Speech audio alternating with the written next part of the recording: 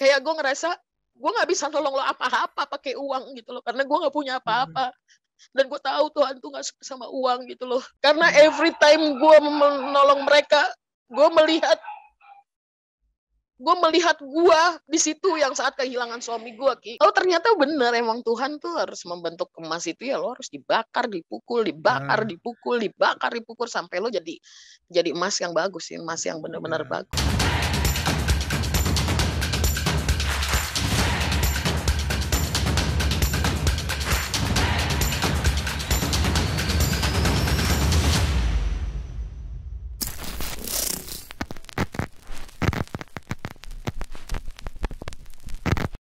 Oke, selamat siang, pagi, sore, malam bagi kita semua yang saat ini mendengarkan YouTube channel His Grace TV dimanapun kita berada. Dan pada saat ini dalam program obrolan dewasa, saya kedatangan tamu spesial begitu, tamu jauh. Maka itu karena jauhnya kita tidak bisa bertatap muka secara langsung dan hanya melalui aplikasi virtual meeting ini, tetapi biarlah acara hari ini boleh memberkati setiap kita semua. Dan sebenarnya tamu jauh ini bukanlah orang jauh sebenarnya sih, karena memang saya dengan dia sudah berteman sejak SD begitu ya. Ini teman SD saya yang terpisah berapa puluh tahun kita ya, 20 tahun lebih kali. nggak pernah ketemu. Dan ya puji Tuhannya dipertemukan di medsos begitu. Karena dipertemukan di medsos dengan melihat segala profil kehidupan dan perjalanan kehidupannya, saya rindu pada obrolan kali ini boleh memberkati setiap kita yang mendengarkan. Dan mungkin karena bagi setiap Bapak Ibu Saudara sekalian menyaksikan program ini, melihat orang ini mungkin sudah ada yang kenal, sudah ada yang pernah melihat, kayaknya mukanya nggak asing begitu. Siapa begitu ya. Atau mungkin juga memang ada yang belum mengenal, nggak ada salahnya kita akan sapa dan kita akan minta dia perkenalkan diri dulu kepada kita tentang siapa dia. Halo, apa kabarnya Elsa? Saya biasa manggil dia Elsa nih, walaupun nama depannya Gloria begitu. Iya benar. Apa kabar Elsa? Baik, puji Tuhan, baik. Puji Tuhan, baik ya. Ini sebenarnya teman SD saya, jadi kalau mau ngomongnya formal banget kayaknya gimana begitu ya. Jadi kita mau ngobrolnya santai aja sebenarnya begitu ya. Apa kabarnya, baik ya? Baik, gimana kabarnya Pastor Baik dong, baik. Ya kita ini sudah berpisah jarak jauh nih, saya di Manado, Elsa masih di Jakarta. Gimana? Apalagi dalam masa-masa pandemi sekarang ini ya. Situasinya semakin mencekam sih sebenarnya, tapi makin diberkati sama Tuhan karena makin banyak disuruh Tuhan untuk menolong orang gitu kan. Karena pekerjaan saya bukan hanya, kalau di TV mungkin orang mengenal seorang Gloria Elsa Hutasoit itu sebagai perias jenazah, tapi pada dasarnya semua kegiatan untuk merawat jenazah itu saya lakukan. Jadi tidak hanya merias jenazah, tapi memandikan, mempersiapkan, memakaikan baju segala macam itu memang saya lakukan juga gitu loh. Dan sudah banyak garda terakhir di rumah sakit tuh banyak yang tumbang ya sekarang Ki ya, karena COVID dan segala macam. Jadi saya membantu banyak rumah sakit dan dinas sosial untuk merawat jenazah gitu loh, mempersiapkan jenazah pada hari terakhir.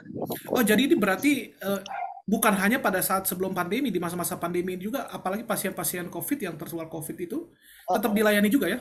Tetap dilayani, cuman kalau misalnya untuk pekerjaan merias jenazah pasien COVID ya kita cuman merias jenazah, bukan yang perfect banget, maksudnya yang seperti saya lakukan biasa 2 jam, nah sejam 2 jam untuk saya lakukan nih yang benar-benar makeup itu sheer banget gitu loh, yang sederhana banget, karena memang ya karena juga penyakitnya gitu ya, karena virusnya juga, dan memang dibutuh cepat untuk memakamkan gitu loh, jadi memang kita nggak ada punya banyak waktu sih sebenarnya gitu. Tapi puji Tuhan sih, saya masih sehat sampai saat ini. Tuhan masih mempercayakan saya.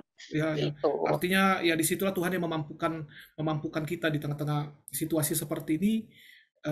Banyak orang kan gampang tertular begitu ya, apalagi misalkan kalau melihat, karena ini sudah teman dari SD begitu, dulu juga ngomongnya lu gua begitu kan. Jadi nggak apa-apa, slow. Begitu.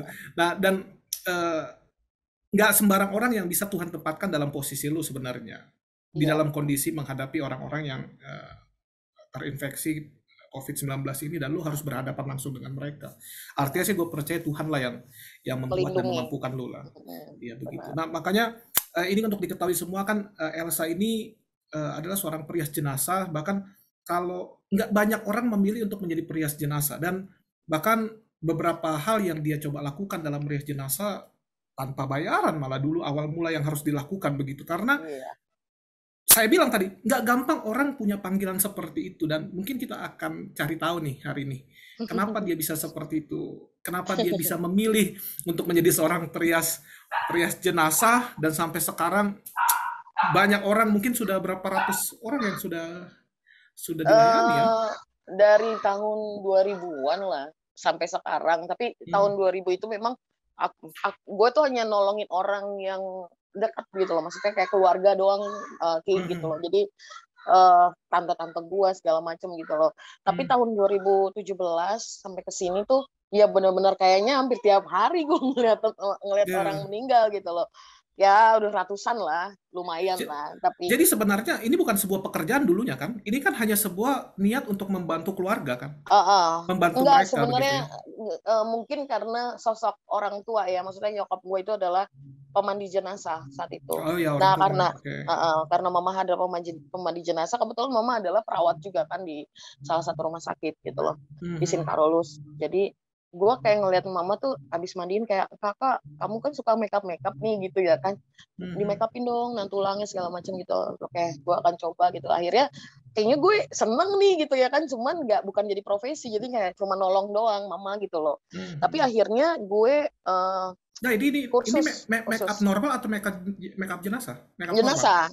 Oh, udah langsung ke jenazah. Oke. Iya, karena mama udah mandiin jenazah, cuman nggak ada yang make upin gitu loh. Jadi gue untuk ngambil part itu, cuman akhirnya gue akhirnya sekolah juga sih, maksudnya sekolah di salon yang nggak ternama sih, biasa-biasanya, cuman yang penting gue ngerti basic untuk merias orang gitu loh, basicnya dulu gitu loh. Ya, terus tahun 2017 itu suami gue sakit gitu loh. Suami gue sakit, tapi saat suami gue tuh sakitnya sakit gula, buta, dan gagal ginjal. Nah, pada saat suami gue tuh kan pekerjaannya adalah fotografer, buta lah dia. Akhirnya dirumahkan lah gitu kan. Nah, harusnya gue yang ngerawat dia, malah dapat sama Tuhan tuh pekerjaan untuk di gereja gue untuk menjadi komisi kedukaan justru.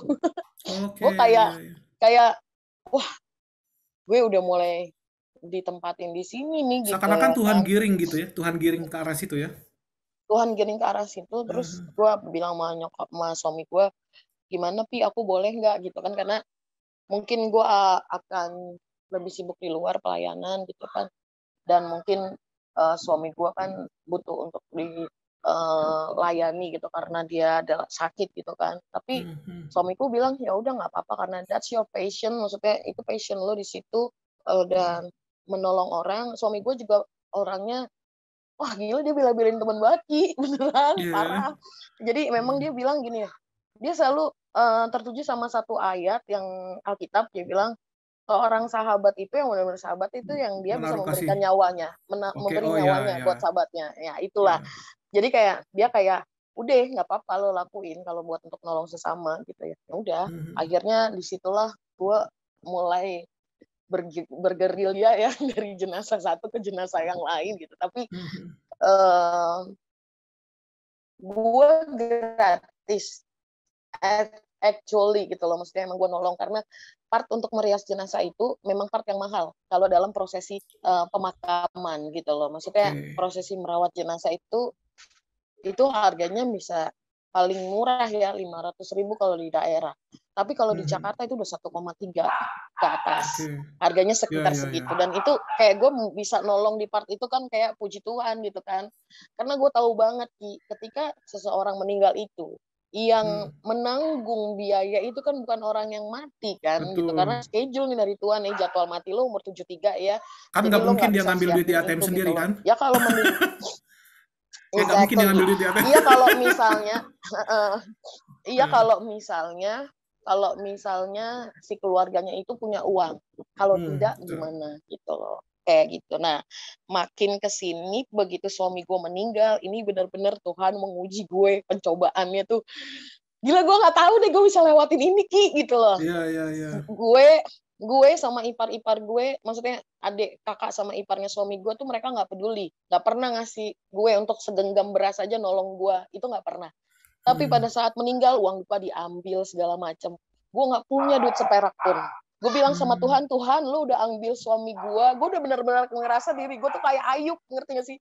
Lu udah ngambil semuanya dari gue, terus pada saat suami gue koma, ipar gue ngambil uang tabungannya suami gue tanpa sepengetahuan gue, dia mencuri uang duka juga beberapa diambil sama dia. Kayak gue nggak punya apa-apa nih Tuhan pada saat kedukaan gitu loh. Lu udah ngambil semuanya dari gue harus apa gitu ya kan. Nah pada saat itu Tuhan menjawab banget doa gue, dan dia kayak nggak membiarkan gue itu sudah menjadi janda di hari itu kan. Dan anak gue anak yatim, anak gue masih di rumah sakit saat suami gue juga meninggal gitu kan. Gue ngerasa oh enggak, anak gue udah keluar dari rumah sakit saat itu, cuman udah masih sakit lah gitu, cuman udah keluar dari rumah sakit. Cuman gue kayak ngerasa, Tuhan, gue nih apa namanya gimana ini gue buat bayar semuanya. Ternyata ada temennya suami gue yang ngasih apa namanya peti kayak gitu-gitu, dan gereja juga memberikan gitu loh, kayak gitu. Nah setelah sehari ya pas penguburan itu, gue di situ kayak berjanji sama Tuhan, gue mau mengembalikan nih apa yang lo pernah kasih kehidupan gue gitu loh. Caranya dengan gue harus menolong keluarga orang-orang berduka, karena gue kalau setiap cerita ini pasti nangis Ki, sorry ya, tapi it's okay. kayak gue ngerasa gue nggak bisa nolong lo apa-apa pakai uang gitu loh, karena gue nggak punya apa-apa. Dan gue tahu Tuhan tuh gak suka sama uang gitu loh. Tapi ada satu ayat waktu gue memutuskan untuk menjadi perias jenazah gratis, gue buka Alkitab dan ditulis Matius 5 ayat 16. Demikianlah hendaknya terangmu bercahaya di depan orang, supaya mereka melihat perbuatanmu yang baik dan memuliakan Bapamu di sorga. Artinya gue harus berbuat menjadi terang supaya Bapak melihat nih, ini gue know how to say thank you gitu. Saat gue nggak punya apa-apa, kehilangan semuanya, lu tolong Tuhan gitu loh.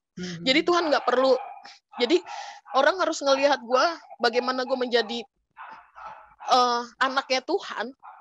Ya gue harus mencerminkan sebagai anaknya Tuhan gitu loh. Jadi gue selalu saat itu gue memutuskan siapa aja yang berkedukaan, langkah gue akan cepat untuk menolong mereka. Karena every time gue menolong mereka, gue melihat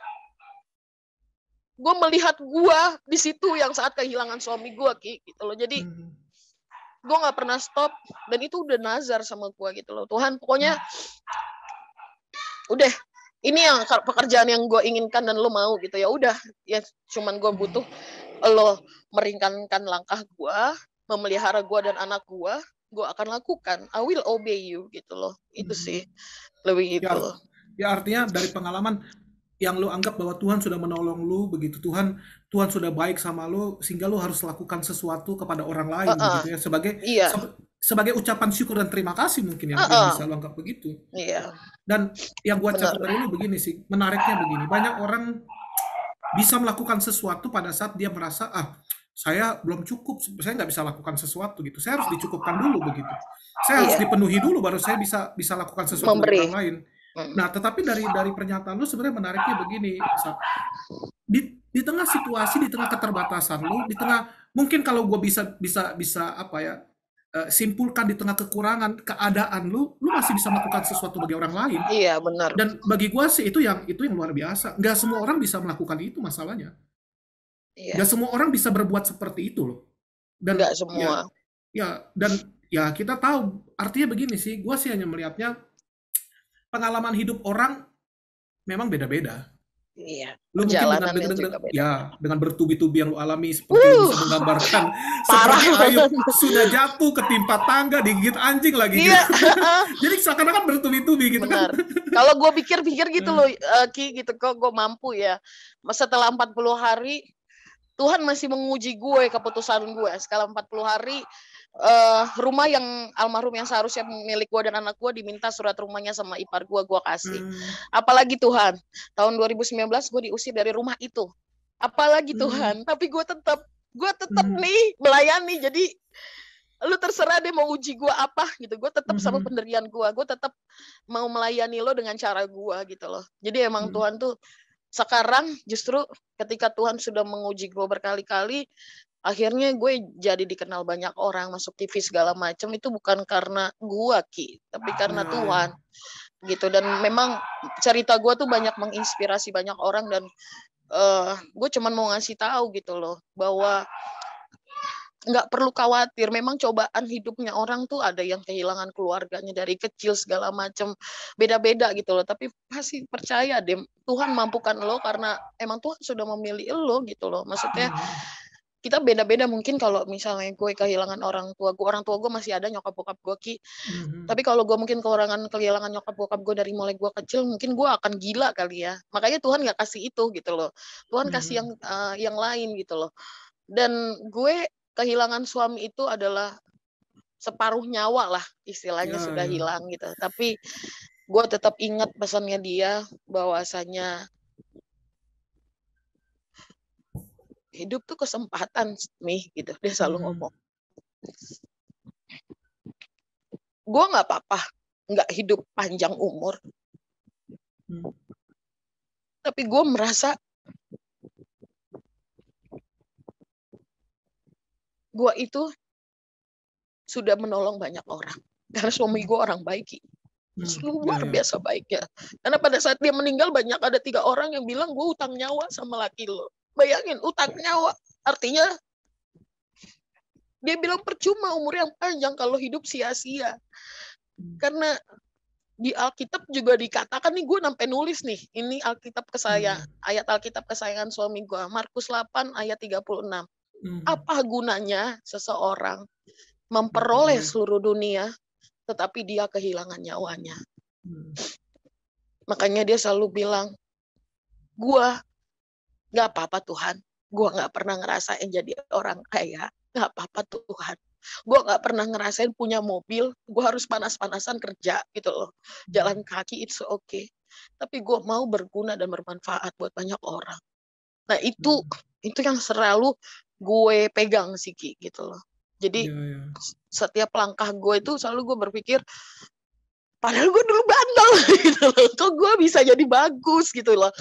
Oh ternyata bener, emang Tuhan tuh harus membentuk emas itu ya lo harus dibakar, dipukul